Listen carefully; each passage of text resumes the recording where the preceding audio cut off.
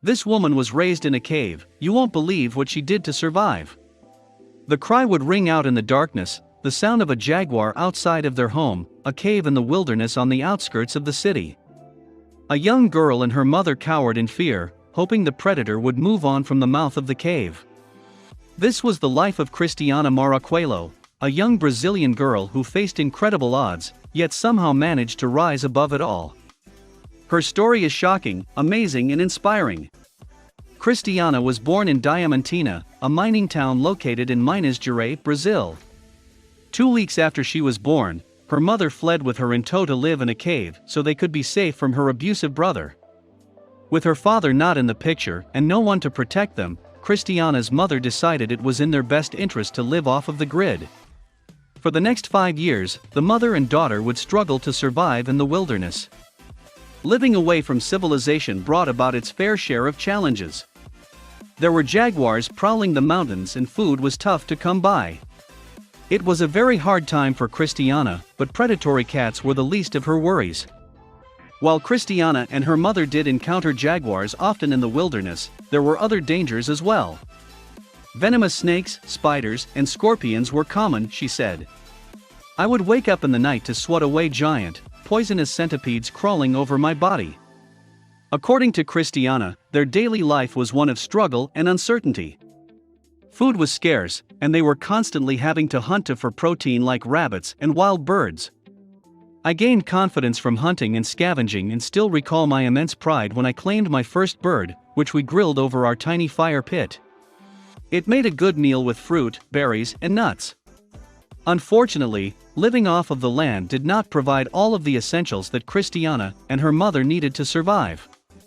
Therefore, they would walk miles into town and sell dried flowers and leaves so they could buy staples such as rice.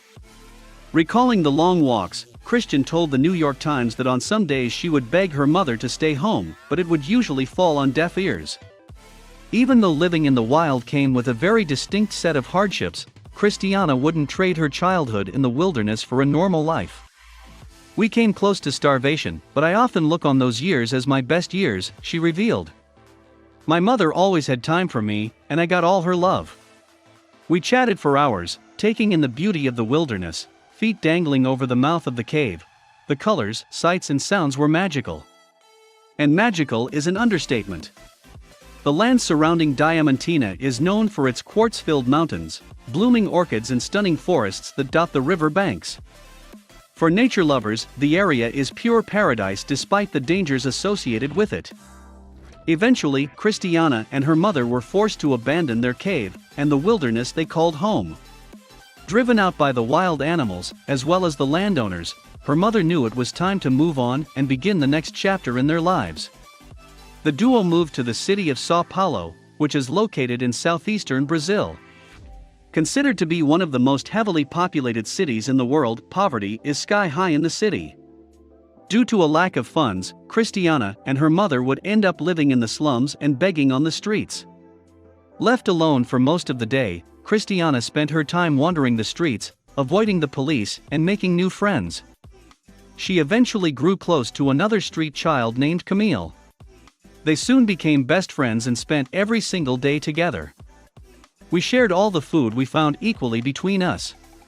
Camille had an amazing ability to tell stories. They took the pain away from living this reality.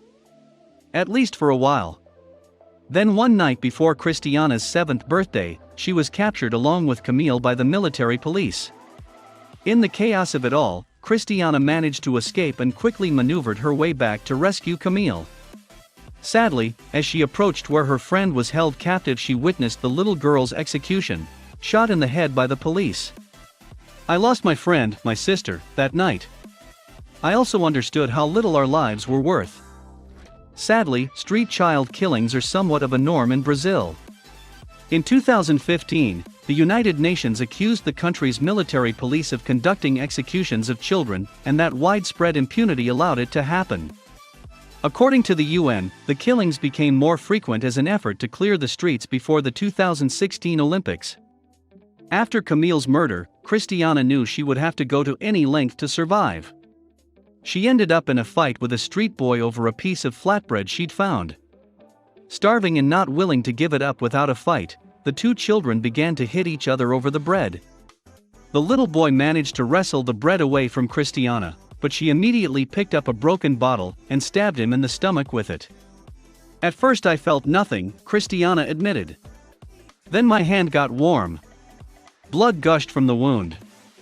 I took the bread from the boy as he screamed and doubled over in pain. After I'd run a fair way, I started eating. But then I started vomiting.